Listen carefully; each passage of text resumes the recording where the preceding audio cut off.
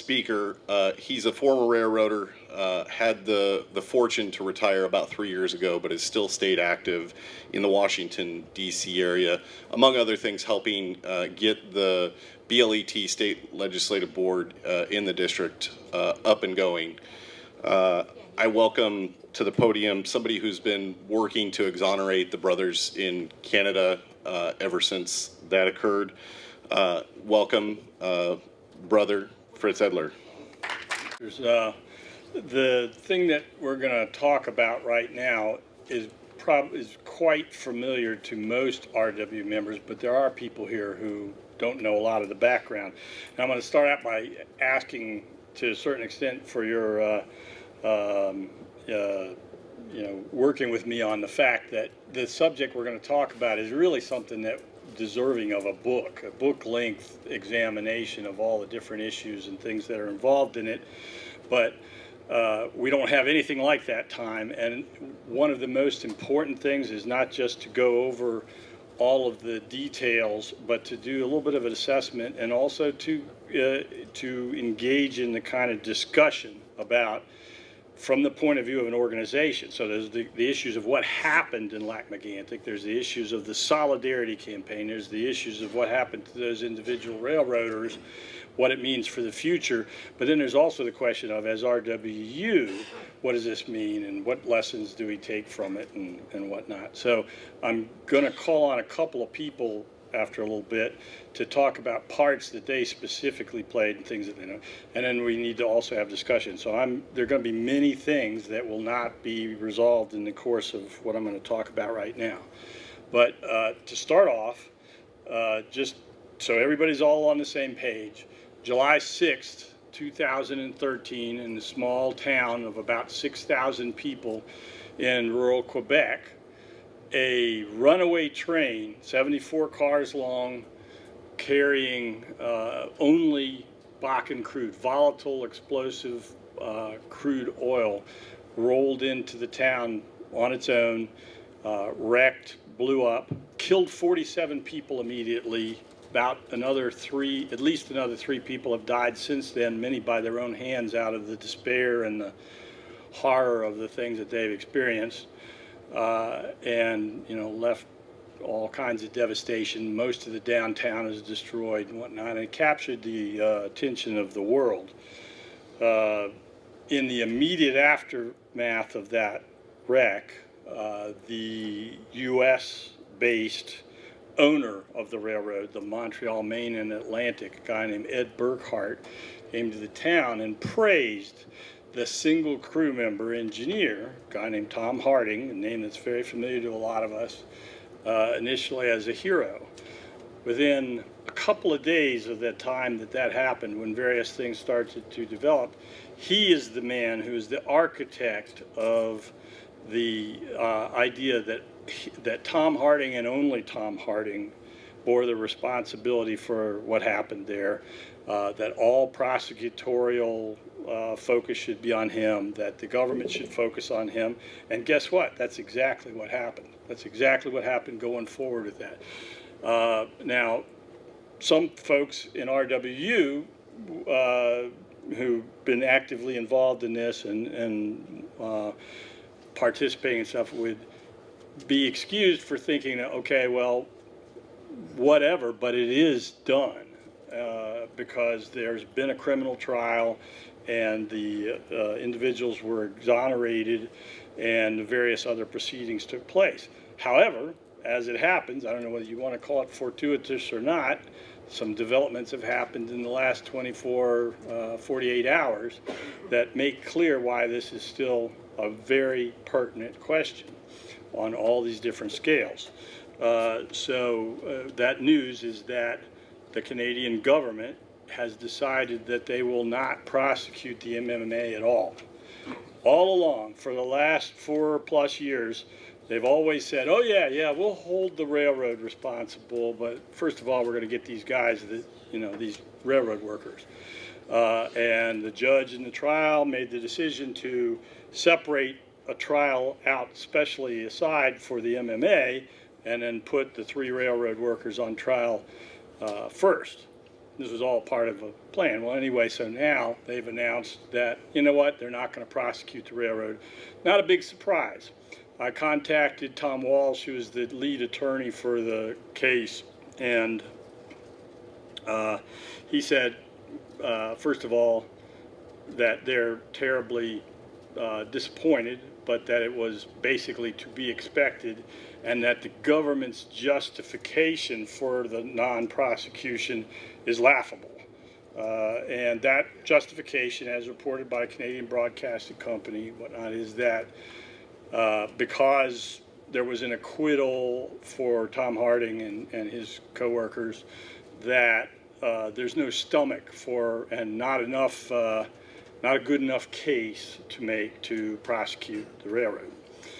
Not that it would have really mattered anyway, for a couple of important reasons. One of which was that the railroad is bankrupt and has no assets and didn't even present it, doesn't even have an attorney. And in addition to which, all of the principals involved, all the managers involved, and everybody in this room who's a railroader knows how this works, all the managers involved are covered by a liability insurance policy that guarantees that any financial penalties that they get are paid for by the insurance. Not by the assets of the railroad, but by the insurance.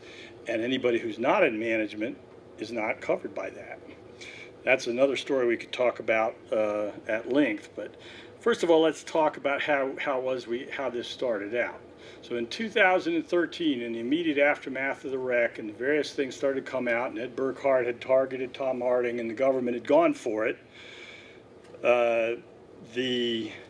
After a year, as many people have seen the pictures, they saw the brothers lined up in chains with SWAT teams guarding them. This is a year after the accident, by the way. It's not an accident. It was a wreck. We shouldn't call it an accident.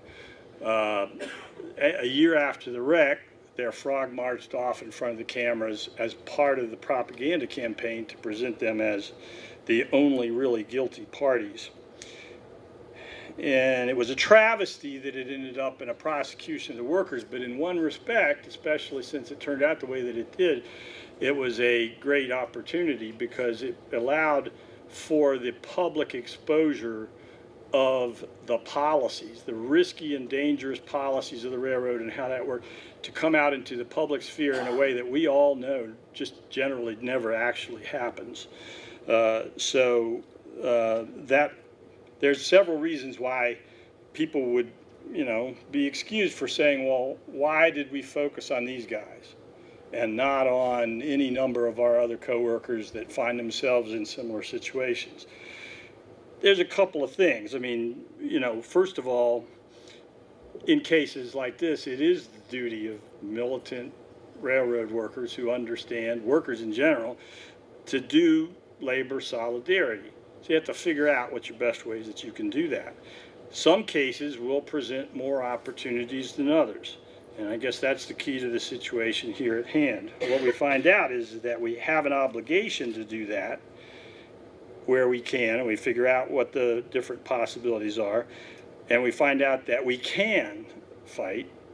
I was having a conversation with Shelley a little earlier, and the point is that these situations, we don't create them, we don't craft them. They're somewhat like a pregnancy, which is it's a fact. Once it happens, only thing you can do is figure out how to make the outcome as good as you can possibly figure out how to do.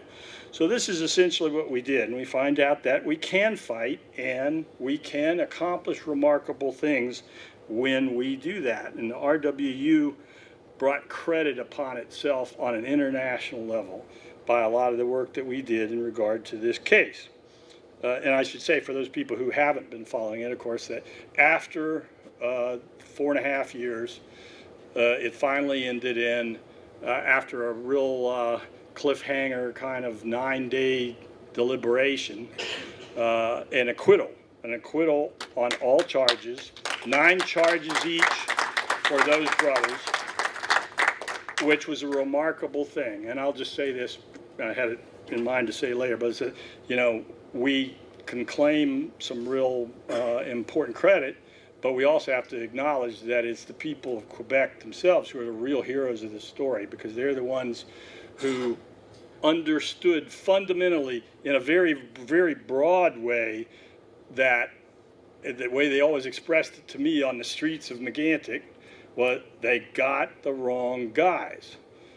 Think about how many of the communities that we operate in where the person on the street generally understands those things. But that was one of the many reasons why this case was important for us. First of all, it was at the very core of a lot of the things that everything we're going to talk about this weekend and I've always talked about. So schedules, work schedules. In this case, they didn't have enough people, even though they had cut back so that they were only running single-person crews, to even staff their regular schedules. So Tom Harding was working his day off. They didn't have anybody to do the job, and as one of the things that's sort of obvious when you check these things out is not only did they not have enough people, but they didn't have anybody to call in the event of a bad thing.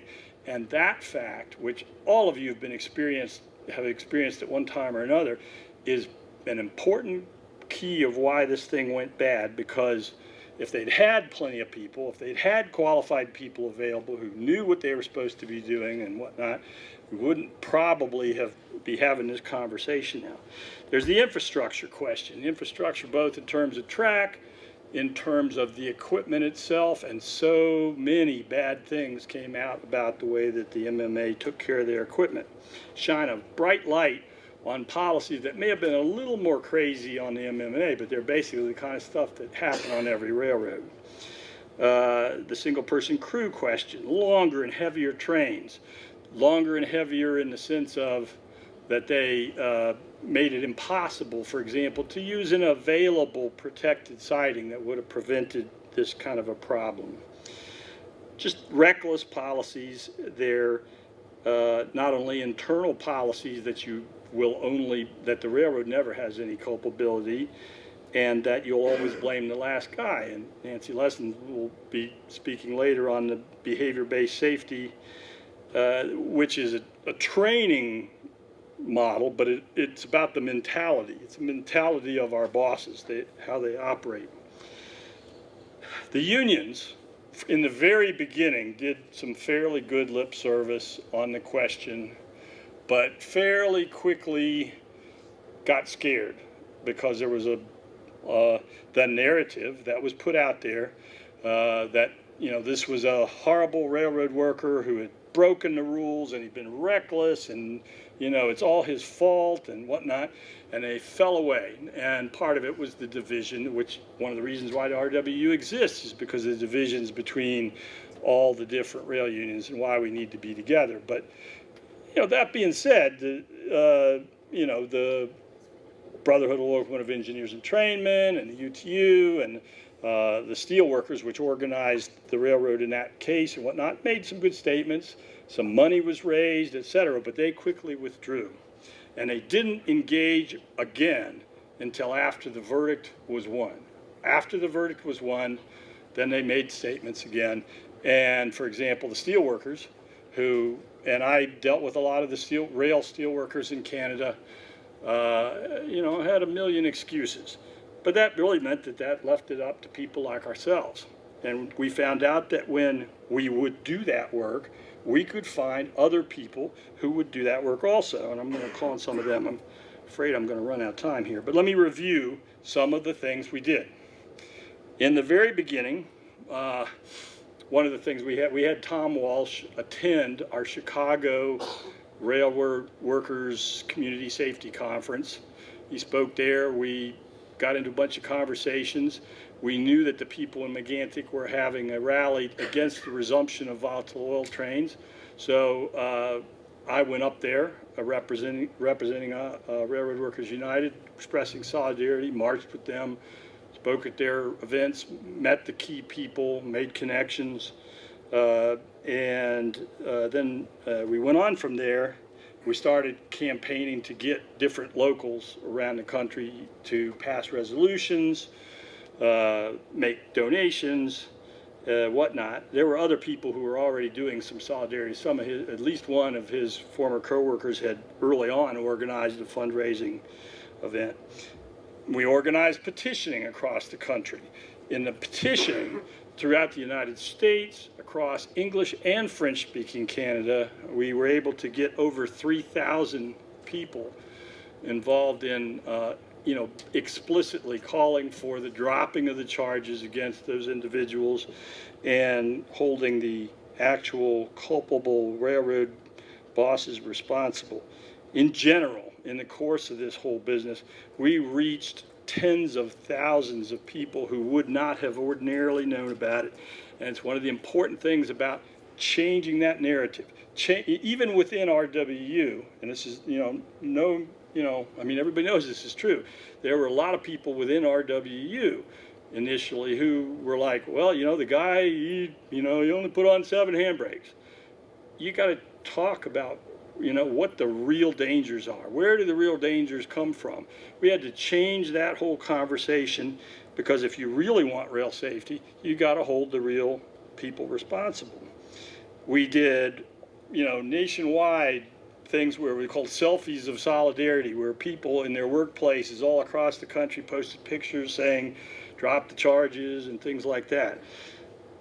We organized fundraising concerts in 2 cities and then had another event in a 3rd city with musicians and community activists and labor people and whatnot, not only to spread the word, but to just raise money for the social media campaign. All the money that we raised went into spreading the word. It all went into different aspects of the social media campaign.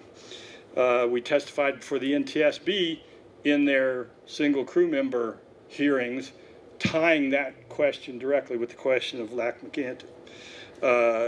As folks know, many of the people here, especially as it got close to the end and we knew that it was building to a climax, Worker Solidarity Action Network, a number of individual Solidarity members here, stepped up to the plate at the most critical time in this proceeding and organized pickets at Canadian consulates in different cities across the country. I have a couple of pictures of some of those.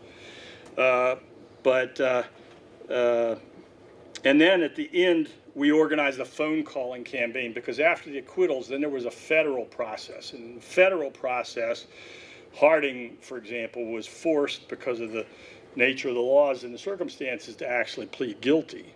And then there was a little show theater thing where they had 5 managers that, gave up their liability insurance money and whatnot. The result of this, though, was that not only did we show what we're capable of and what more we could do, in other words, there's a lot of missed opportunities, missed chances and things that we could have done better, which is something that's worthy of discussion. We did change that narrative. Social media was an important part of this. The money we raised in general was used to involve more people. So Shelley can show right now, we'll show one of the things that was a result of the close collaborative work that we did together. And the Real News Network did this one interview that we were able to show to 60,000 people, mostly in Canada, right at the time when the verdicts were being discussed. So why don't you do that now? Why was no executive of the Montreal, Maine and Atlantic Railway Company prosecuted? With us to discuss this, I am pleased to be joined by veteran train engineer and wreck investigator Fritz Edler, chairperson of the Defense Committee for Tom Harding and Richard Labrie, 2 of the workers who were charged and found not guilty. Fritz joins us today from Washington, D.C. For the people in the town and for people in Canada and across North America who wanted to know why this wreck took place and what we could do to prevent it, it was completely wrong to start out from just days after the wreck with an exclusive focus on Tom Harding and then later his coworker Richard Labrie, and decide that the way to find out about this wreck would be to do a criminal prosecution instead of what the people in the community wanted, which was a commission of inquiry. That real public inquiry has never taken place. This is the absolute worst way to find out why a wreck took place and who's really responsible as a railroader, one of the very first things that hit me when I drove from Nantes into Lac-Mégantic was to see the derail protected siding that exists in Nantes and is built there for the purpose of securing equipment to prevent it from rolling down a grade, for example. That's what it was built for, and the MMA wouldn't use it. They made sure they couldn't use it by making the train too long. They just had to get that couple of extra cars and a couple of extra gallons or tons. Some of the disasters that are happening on the railroads that aren't explosions are still as a part of the same problems that we're describing here about the risky decisions that are made solely for the purpose of saving money or some other priority other than the safety of the communities. So there were a number of, there were radio interviews. Brother Cameron Slick did a French language interview, which was excellent. We were able to produce, in some cases, some of the best, some things that we didn't even think that we would be able to do. As I say, we need to have more discussion about that, but I would like to call a couple of those people to speak, because we don't have a lot of time, who participated in some of these things around the country and what their experiences were. And you'll have to be relatively brief, but Cameron in particular, because he organized another big event which involved folks in Minneapolis. I'm going to ask him if you would maybe come up Again, so. hold my beer. Yeah, well, in Minneapolis in August, we held a charity concert with a lot of railroad-themed music and raised a lot of money for the Harding Defense and sold a lot of RWU merchandise, which was wonderful. And I made it clear to working-class people that were there at the show that if Harding and Labrie were convicted, that even though it's in a different country and even though they have different rules in Canada, that ultimately we were all going to lose. We were all going to be morally defeated, and eventually we would be legally defeated and held culpable for things that either you didn't do directly or to which are part of a catastrophe that had 14 parts to it. And then I had some help from a legislative representative for the UTU in Minnesota, Phil Qualley, in getting into the consulate general in Minneapolis. He let them know. Got about a dozen people out for it, and we just held some signs in front of the consulate's doors. Not much more than that, but it was really good to further this interlabor and labor community alliance over this particular issue, the wreck in Lac-Mégantic. Anything else you wanted me to add, Fritz? No, I don't think so. But, I mean, one of the things that I think we all found out, and Cameron may also say what he thinks about this, but is that, before you do an event like that, you're like, I don't know if anybody's going to want to participate, and everybody's all worried, and nobody wants it. And then you do it, and you're like, wow, that actually worked out pretty well. And maybe in some respects that is also relevant to the next thing I was going to talk about, which was, as I said before, at the last minute, some of our good allies, for example, Worker Solidarity Action Network, were key, along with RWU people and other people, in organizing protests at the consulates. This is one of those cases where, sure, it would have been great if we had produced big numbers. But you know what? A small number is better than no number. And one of the things that it did was it buoyed up the spirits of the folks in the trial. I was able to go up there and show them that in 5 cities across the United States, and even in foreign countries as well, other countries, people were talking about this, putting pressure on the Canadian government to do the right thing, which they probably otherwise wouldn't do. So very quickly, Shelley, would you talk about your experience with this? Hi, I'm Shelley Burkham. In January, Mark Burrows and I actually organized one in Chicago. I've been scrolling through some of the pictures that I have from the various events that we did. California with Steve, Minneapolis, Washington State. and then I think there might be some from DC as well. But we had 9 people show up outside of Prudential Plaza, which is where the Canadian consulate is in downtown Chicago. So we had 9 people. It was 9 below or above zero. It was freezing cold, but we still had a good turnout, and it was nice to help get the word out about what's going on out there. We had a nice discussion with a few people as well as they walked by. I think we could have a whole conference on a lot of the details of this, but it's not going to be a possibility. I just want to acknowledge Steve Zeltzer, Hugh Sawyer, Mark Burrows, many others. Bill Moyer's still here from Bill Moyer as well in Seattle, and their work really made a difference. It's one of those things. This is a sort of a pet peeve of mine, as an organizer, is that if you've got 5 priorities in your organization and you don't ever decide to make priority number 5 number 1, you'll never get to it. It's great that it's on your list, but every so often you got to take number 5 and move it to the top. And that was the case in this point. So there were a couple of critical times when that was necessary. I would like to, how much time do I have left? about 15 minutes. Okay. Like I say, I got a lot to say about this, but let's have some discussion amongst the people who participated in different parts of this and what they thought about it, and then I have a pretty brief summary of it.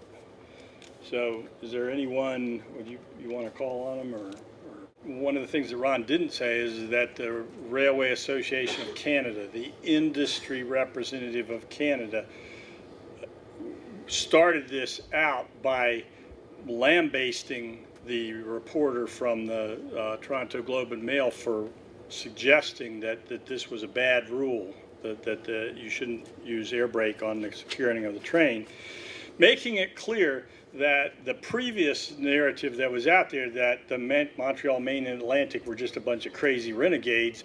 No, the whole industry believed this idea. The whole industry supported the idea that automatic brakes should not be relied on as a part of the securement of the equipment, and that specifically is an achievement of the RWU, knocking that down, getting the Railway Association of Canada to withdraw their letter to, their letter to the Globe and Mail on that. And many of these things, many other people contributed to, but that was the RWU. And that was an important, valuable thing. And things go forward from this. So, for example, the people who we met in the course of this defense are still our allies. And, for example, I worked very closely with people in Baltimore recently around a question that we will have to have more discussion around, which is, okay, now that we know what happened in Lac-Mégantic, and we know that the railroads were out of control in their policies and that the regulators were out of control in their policies, what are the kind of things that we have to do to protect ourselves and our communities? And they came to our demonstrations, and we went to theirs, and we worked together on those things, and that's exactly how you do those things that we talked about earlier. A couple of the mechanical things, in addition to the bearing issue that John spoke to, they also had removed the rollaway protection electronically. They had rewired it so that the rollaway protection on the locomotive didn't work. And here's an important part of this. It came out in the trial, might not have been exposed if it didn't go to trial, actually, that that it was another engineer reported this equipment on that day to the managers, and the managers said, we're not going to all they had to do to fix this particular problem is just switch the order of the locomotives, and they wouldn't do it. So those, and another thing that came out was that this is the regulator part, because the government is an important part of this too, is that if without the trial we wouldn't have known that they were overloading the cars. In other words, so these were cars that were already dangerous, but because of the nature of Bakken crude, which is very, very heavy, you put it in up to the weight limit, and there's still some volume in the car, and the railroad like, we're not going to roll a train with extra volume in it when we could be making X number of dollars for doing it. So then they put in more. So these cars were extra dangerous in this way. Now it used to be, an understanding in the labor movement that we do this kind of defense. But that was a long time ago. In fact, there's nobody in this room really who's old enough to remember when that was a real regular part of how we did things. And that needs to change. And that one of the things that we need to do is to be a part of that change. Notice that we have two banners in the room that are related to this campaign. The Drop the Charges banners, in one respect, we may have to honorably retire that banner because the charges have already run their course. But this banner, Safe Trains Now, No More Lac-Mégantics, we will be able to keep using. You might not think so, but the fact is that it will still be, No More Lac-Mégantics will still be one of the central rail safety arguments that we will, and other people will make going forward. The people in Mégantic are still calling for a full public inquiry. We need to support that demand. A full public inquiry will continue to offer us an opportunity to expose the dangers. I'm going to leave it at that, but I hope in the course of the next 2 days that people will have other things to talk about this, questions to ask. I would say that we did a lot of really things very good. I would say that some of the things that we didn't do very well, one of which was we didn't do a fabulous job of talking to our own coworkers. We need to talk about that. I mean, that's obvious to me based upon the feedback from all across North America. We did a fairly good job organizationally of talking to other organizations. We did a great job of passing resolutions. We didn't do a fabulous job of talking to our own coworkers. And people will have their opinions about why that's true, but I think it is. That business about sometimes you have to make the lesser hierarchy priorities be the top one. And I'm going to leave it at that.